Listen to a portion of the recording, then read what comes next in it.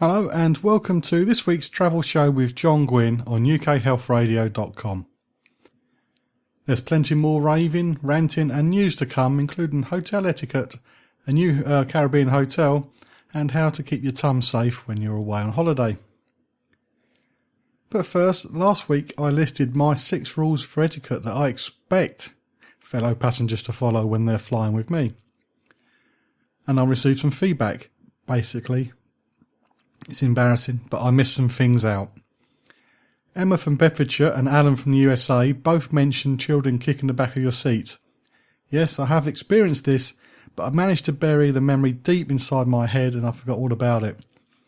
Not only have I had a child kicking the back of my seat or pushing the back of the seat, there's also an adult once coming back from Kenya and is just continually tapping my chair for 12 hours because the guy was extremely terrified of flying, and I didn't want to say anything, but I really wanted to throw him off the plane by the time I got back to London. But anyway, there we go.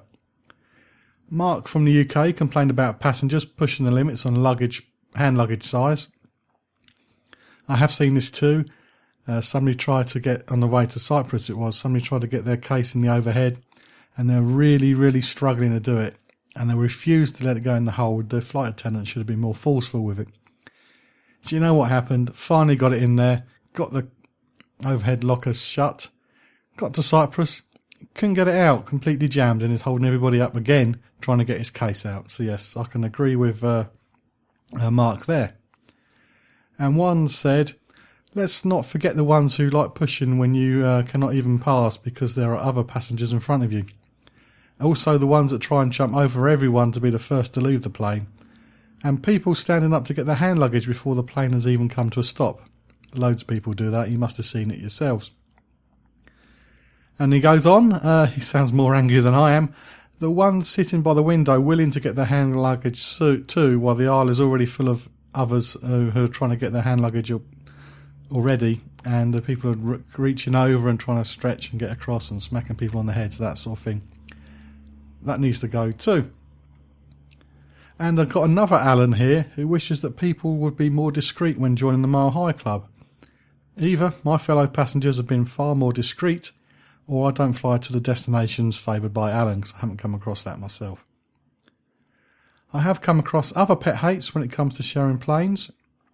Gianni Giacomo wrote about passengers clapping when the plane lands, and you can read the full open letter at tinyurl.com/HNC2UYU. But anyway, I'm going to go for a bit of it here now for you. Starts off very nice. Dear fellow passengers, congratulations on your decision to partake in the miracle of human flight. Like you, I also recognise the superiority of an airplane to every other form of mechanised travel. Sorry, cars. That being said, the practice of breaking out into rapturous applause every time your flight touches down is getting out of control, and it needs to stop. He continues, now don't get me wrong, there's no shortage of in-flight horror stories out there, and between wing-snapping turbulence, lightning storms, and engines actually catching fire, there are definitely times when the group expression of catharsis are warranted. If you're on board and some of this crazy stuff goes down, I've changed the word there, you have every right to put your hands together, stomp your feet and light a match for the fact that you've made it out in one piece.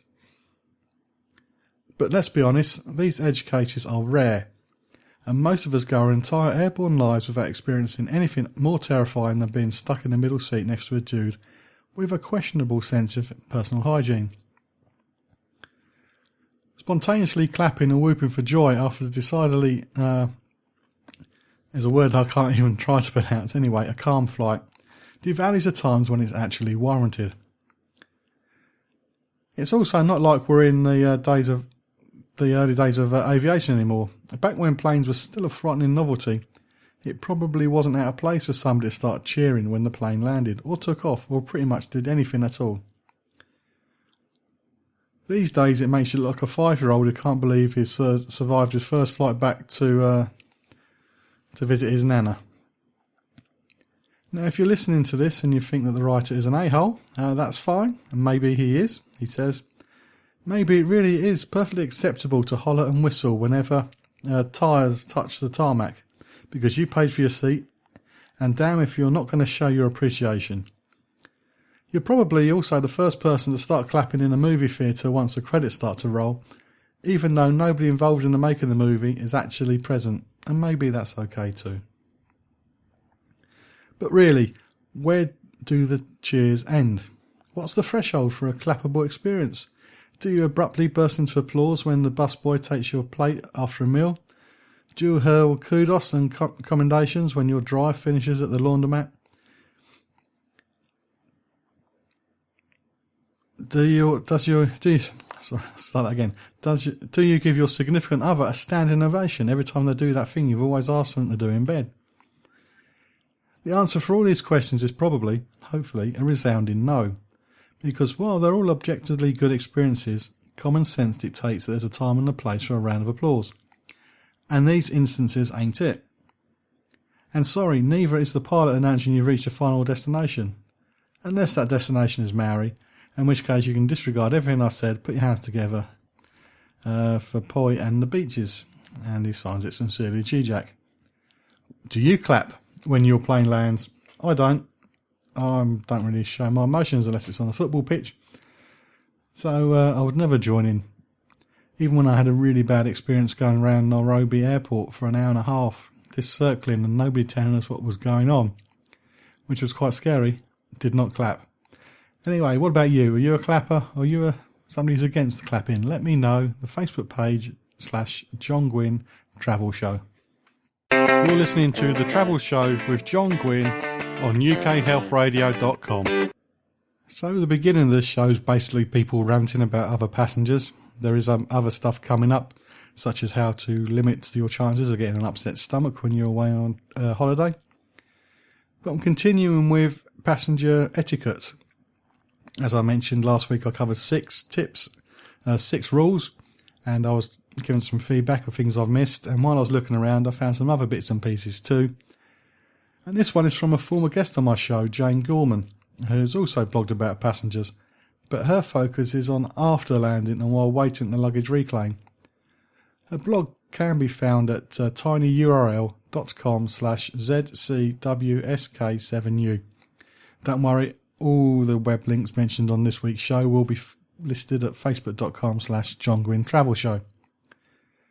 Anyway, here's Jane's letter. Dear passengers standing at the luggage belt, there's a few things I need to get off my chest. I don't want to fight with you. Lord knows this is neither the time or the place. But if you've been doing a few things recently that are ruining the airport experience for a lot of us, and I feel it's time for these problems to be addressed. To start, I feel that you should know about the gap I left between myself and the belt was a deliberate courtesy for my fellow passengers, not a hole I was reserving just for you to squeeze into. So here's a tip.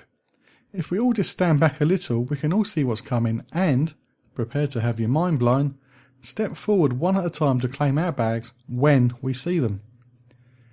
Also, you may not have noticed, but all the bags travel around the carousel. They go right round in a big circle. All piling up at the point where the bags pop out kind of defeats the objects of the carousel.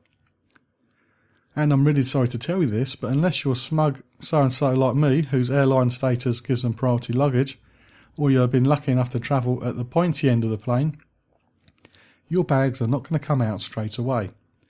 Do yourself a favour, pop to the loo, take a seat, rest up until all the priority passengers have left. Children, I know that as I'm not a parent myself, it is a little out of turn for me to address you, but I really feel I should warn you that I have a suitcase which is positively bigger than both of us. Unless you want to be in the firing range when I swing it off the belt, it might be a good idea to move far away. If when I have a family of my own, and feel brave enough to travel with them, I think I'm going to follow the example set by my mum. Whenever we travelled as a family of 6, Mum would take us 4 kids and find the nearest seat or corner to carefully park us in. She'd sit with us, checking that she still had all our passports and putting out the paperwork we need to catch our transfer outside. Then my stepdad, who was a big, strong man and more than capable of identifying the bags he loaded into the car boot hours earlier, would stand by the belt with a trolley, ready to catch all the bags much faster than all of us small ones could. Sometimes, as the eldest, I would have to step in and say, "No, Peter, mine's a pale pink. The one in your hand is a fuchsia." But most of the time, he did a really good job all on his own. And she goes on to say, "Single solo parents, I'm sorry I have no advice for you. If you made it as far as the luggage belt, you deserve nothing but high fives and help from your fellow passengers." And now she goes on about passengers coming into Australia, where she's just relocated. "I want to give you a heads up about a few sucky procedures. Firstly, you need to declare all natural and food goods in your customs slip. If you bought a ton of Galaxy chocolate in the UK, you will need to state this. I tend to tick the box for food stuff and write chocolate next to it. The important thing is that you declare it, which means you will have to keep the piece of paper handy for when you head towards the exit. Also, if you come through an e-gate at passport control, you will need to show the little slip to the machine that spat out in front of you. I suggest you keep both pieces of paper plus your passport in a coat pocket or a front pouch in your bag so you can easily reach them while struggling out the door with your overloaded trolley. If, for some reason, these papers are proven a little elusive, maybe step away from the exit until they're located. Which means, in shorthand, get out of the way. I hope you will not be offended by my suggestions. I merely hope that we can work together in a more successful travel experience in future. Yours sincerely, a frustrated frequent flyer." Yes, I've left gaps at luggage carousels for ease of view and to swing things around. There's always somebody who pops in there to think, "Oh, I can stand right up against it." Don't understand them. I really don't. And maybe once or twice I might have accidentally clipped one of them when I pulled my bag off. Maybe accidentally. It's pushing it a little bit. How do you feel about luggage carousels? Are you frustrated, or are you one of these people who insists on being right up against the edge so nobody else can get in front of you and you can see everything? Well, you can't, but you know what I mean. Just contact us at the John Guinn Travel Show page on Facebook and let me know. But to finish this, although it probably won't over the next few weeks, this is from Damon Darling, who wrote a New York Times post offering advice for those travelling with shrieking children. Something else I really didn't cover with my 6 rules. I'm going to have to do a much better job next time. Again, for the full version, you can pop to tinyurl.com/jhmnx8q. Anyway, paraphrasing what he said, some of the world's rudest and most obnoxious people can be found on airplanes. The line jumpers, the overhead bin hogs, the incessant talkers, the seat recliners, and the armrest appropriators. And don't forget